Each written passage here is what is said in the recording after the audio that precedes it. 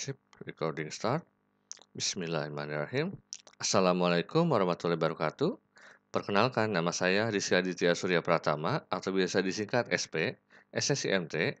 Di video kali ini, yaitu untuk mata kuliah Struktur dan Fungsi Biomolekul atau SBM, pertemuan ke-6, saya akan bahas lanjut mengenai mekanisme enzim ya. Cuma di sini saya lebih fokus ke faktor-faktor apa saja sih yang menyebabkan mempengaruhi aktivitas enzim tersebut dan juga mengenai kinetika enzim. Jadi kira-kira itulah inti dari video materi kali ini.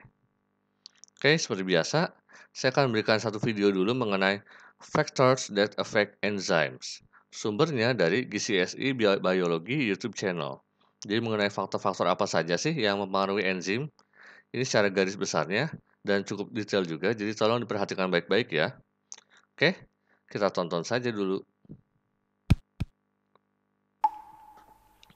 In our last video, we looked at why we need enzymes and how they work. In this video, though, we'll consider how temperature and pH affect the functioning of enzymes. And in order to measure this, we need to know how to calculate the rate of a chemical reaction. Let's start with temperature. This here is a graph that shows how the rate of an enzyme-controlled reaction changes with temperature. We can see that as temperature increases, so does the rate. But after about 37 degrees, the rate starts to drop rapidly. This is because the high temperatures start to break some of the bonds holding the enzymes together, and so the active site starts to change shape. If it changes shape too much, then the enzyme won't be able to bind the substrate and catalyze the reactions anymore. And at this point, we'd say that the enzyme has been denatured. The temperature at which an enzyme functions best is known as its optimum temperature. So the optimum temperature of this enzyme would be 37 degrees, because that's the temperature at which the rate peaks. As the human body is generally kept around 37 degrees, this is a pretty common optimum temperature for human enzymes. But different enzymes can have different optimum temperatures. Now, if you remember from chemistry, pH is a measure of acidity. And we can see by looking at this graph that if the pH is too high or too low, it can lower the rate of the reaction. Just like with high temperatures, this happens because the enzyme's bonds start to break, which causes the active site to change shape. At first, there may just be a small change in shape, so the substrate can still fit, just not quite as well. This slows down the rate of reaction, but doesn't quite stop it. Soon though, the active site changes shape so much that the substrate can't fit at all, and at this point the enzyme is said to be denatured.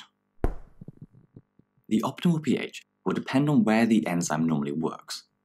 For example, most enzymes in our body work best at neutral pHs of around 7, whereas the enzymes that work in the stomach, for example, have an optimal pH of around 2, because that's the rough pH of the stomach. In order to create a graph like the ones we've just seen, we need to be able to calculate the rate of the chemical reactions ourselves. Now, what exactly we do is going to depend on the particular question, but generally, we would be told how much a certain reactant or product changes by, and the time that it took to change. And then all we do is divide the change in reactant or product by the time it took. For example, a question could sound something like this. An enzyme-controlled reaction produces 30 centimeters cubed of hydrogen gas in 2 minutes. What was the rate of reaction in centimeters cubed per second? So for this question, we would divide our 30 centimeters cubed of hydrogen gas, which was produced as a product, by the time of 2 minutes. But because we need our answer to be per second, not per minute, we have to multiply our minutes by 60 to get 120 seconds. And so our answer would be 30 over 120, which is 0.25 centimeters cubed per second. That's it for now. If you enjoyed it, do give us a like and subscribe. Or if you have any thoughts about anything we could do differently, then just let us know down in the comments below. Otherwise, we'll see you next time. Oke, cukup jelas ya mengenai faktor-faktor apa sih yang bisa mempengaruhi kerja enzim dalam tubuh atau dalam ya berbagai macam kondisi gitu ya. Intinya seperti itu. barulah saya masuk ke materi. Nah iya, faktor-faktor apa saja yang mempengaruhi kerja aktivitas enzim? Seperti yang di video tadi, yang pertama adalah suhu, di mana apabila enzim ditingkatkan suhunya, itu memang akan meningkatkan pergerakan molekul secara acak sehingga lebih cepat. Tapi kalau terlalu tinggi, dia juga akan mempengaruhi gitu, bisa terdenaturasi sehingga malah memperlambat si reaksi tersebut. Jadi kalau ditingkatkan suhunya, dia akan meningkatkan gerakan molekul secara acak dan otomatis memberikan tekanan terhadap ikatan molekular serta mempengaruhi energi aktivasi suatu reaksi. Tapi kalau terlalu tinggi, otomatis dia akan turun. Seperti yang di video tadi. Dia malah terdenaturasi, berubah bentuknya sehingga malah tidak bisa bereaksi si enzim ini gitu dengan substrat yang mau bereaksi dengan enzim. Lalu derajat keasaman, ini ada angkatannya adalah pH ya, yang di video tadi juga dibahas, di mana stabilitas enzim itu tergantung interaksi ion antara residu asam amino yang bermuatan. Interaksi ini sangat peka terhadap konsentrasi hidrogen dalam larutan di mana enzim tersebut terlarut. Jadi enzim itu memiliki pH optimum di mana dia bisa bekerja secara optimal pada pH tertentu gitu, tergantung ya enzimnya sendiri. Kalau misalnya enzim dalam tubuh manusia biasanya di pH netral gitu. Lalu yang terakhir juga cukup berperan, ada inhibitor dan juga aktivator. Jadi inhibitor itu adalah senyawa senyawa ya, kurang S maaf, yang terikat pada enzim dan dapat menurunkan bahkan menghentikan aktivitasnya. Biasanya itu produk akhir dari rangkaian reaksi yang menghambat reaksi sebelumnya. Jadi dari produk akhir itu jadi inhibitor. Itu akan menghambat reaksi yang sebelumnya sehingga reaksinya stop gitu. Si enzimnya nggak bereaksi lagi atau tidak eh, membentuk kompleks dengan substrat sehingga eh, tidak menjadi wadah sehingga terjadi reaksi gitu. Kira-kira seperti itu. Oke, ilustrasinya ya ada di video tadi sih, tapi sini saya perjelas saja ya. Misalnya untuk temperatur atau suhu, semakin tinggi temperaturnya, misalnya di human enzyme atau enzim di tubuh manusia, dia paling tinggi di sekitar 37 derajat. Tapi di atas 37 derajat, dia akan drop laju reaksinya karena sudah mulai terdenaturasi. Jadi optimumnya itu di sini dia akan semakin meningkat semakin tinggi suhunya, tapi kalau terlalu tinggi dia akan drop laju reaksinya karena sudah terdenaturasi, udah mulai terdenaturasi gitu. Sedangkan misalnya ini ada enzim dari host spring prokariot, prokariot di air panas ya. Dia kalau di air panas atau di onsen ini kan ya hot spring ini, pemandian air panas, dia itu optimalnya di sekitar 70 derajat gitu. Jadi dia akan terus meningkat aktivitasnya sampai ke 70 derajat, tapi kalau lebih tinggi lagi sampai ke 80 derajat, dia akan drop laju reaksinya karena sudah mulai terdenaturasi di situ. Begitu pula dengan pH. pH contohnya ada dua enzim nih, ada enzim pepsin, ada enzim tripsin. Pepsin itu optimalnya di pH 2,5-an. Di atas itu dia drop, di bawah itu dia drop juga. Jadi memang ada pH optimalnya gitu. Sedangkan untuk tripsin dia optimalnya di sekitar 6,5. Di atas itu dia mulai drop, di bawah itu dia mulai drop juga laju reaksinya karena tidak sesuai dengan kondisi optimal si enzim tersebut pH-nya. Oke, jadi memang enzim itu peka terhadap pH, utamanya seperti itu. Nah, dari situlah kita masuk ke kinetika enzim.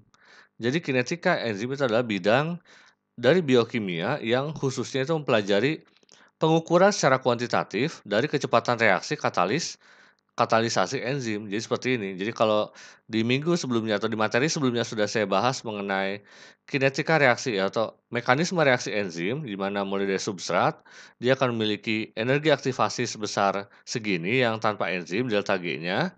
Sedangkan yang dengan enzimnya segini, jadi lebih rendah.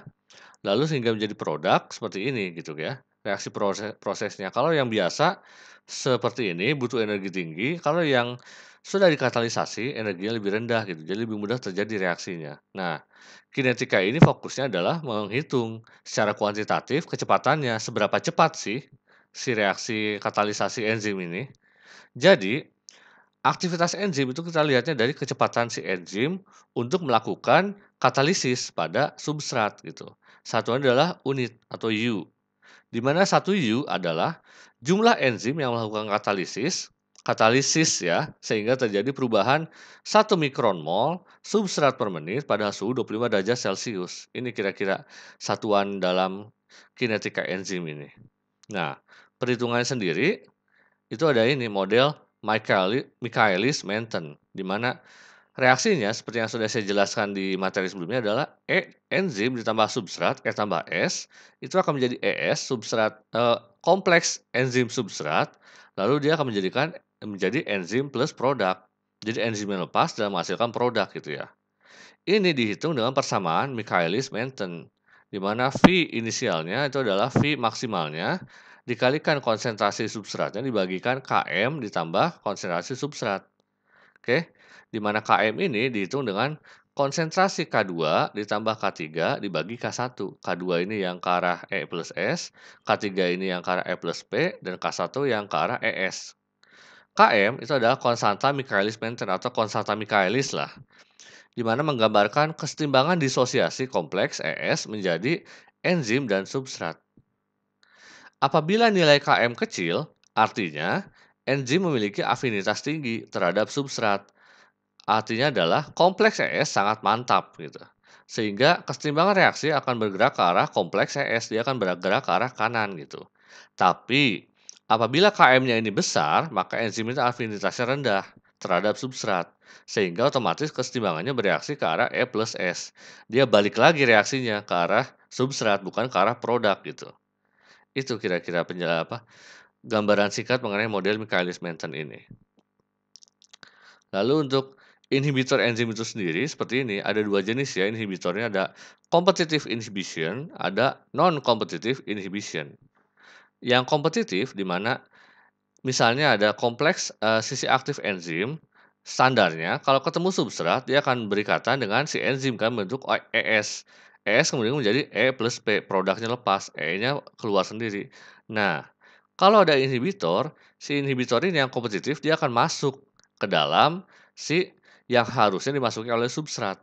Sehingga substrat nggak bisa masuk seperti ini karena sudah ada inhibitornya sebelumnya. Kalau sudah ada inhibitornya, ya udah reaksi stop gitu. Makanya ini dia akan menginhibisi aktivitas enzim karena di sini sudah terkunci gitu, substratnya udah nggak bisa masuk ke dalam enzim, makanya reaksinya stop gitu oleh inhibitor ini. Tapi kalau yang non kompetitif, si enzim ini punya sisi aktif dan punya sisi inhibisi, di mana standarnya substratnya itu masuk ke sisi aktif, lalu terbentuk kompleks ES dan akhirnya membentuk produk. Tapi dengan ada inhibitor ini, dia tidak masuk ke sisi aktif, tapi dia masuk ke tempatnya sendiri, sisi inhibisi. Di mana pada saat si inhibitor ini masuk ke enzim, dia akan mengakibatkan enzimnya itu berubah bentuknya. Dari awalnya seperti ini menjadi seperti ini, sehingga substrat jadi nggak kenal, tidak mengenali enzim, sehingga dia juga tidak bisa masuk ke dalam enzim tersebut menjadi kompleks ES, sehingga menjadi little or no product formation. Karena si substratnya nggak bisa masuk ke enzim, akibat ada inhibitor yang masuk ke inhibitor site atau sisi inhibitor ini. Sehingga inilah, dia akan menurunkan kemungkinan dari substrate binding. Substratnya, pengikatan substratnya itu akan diturunkan gitu kemungkinannya. Karena adanya inhibitor ini yang notabene tidak mengganggu active site-nya, tapi dia akan masuk ke sisi inhibitornya. Sehingga berubah ini, yang awalnya seperti ini, runcing-runcing menjadi landai. Sehingga si substrat nggak bisa masuk ke dalam si enzim. Oke, itu kira-kira mengenai inhibitor enzim. Oke, itu saja mungkin materi yang bisa saya jelaskan kali ini. Terima kasih banyak. Jangan lupa klik like, komen, dan juga subscribe channel saya ini. Wassalamualaikum warahmatullahi wabarakatuh.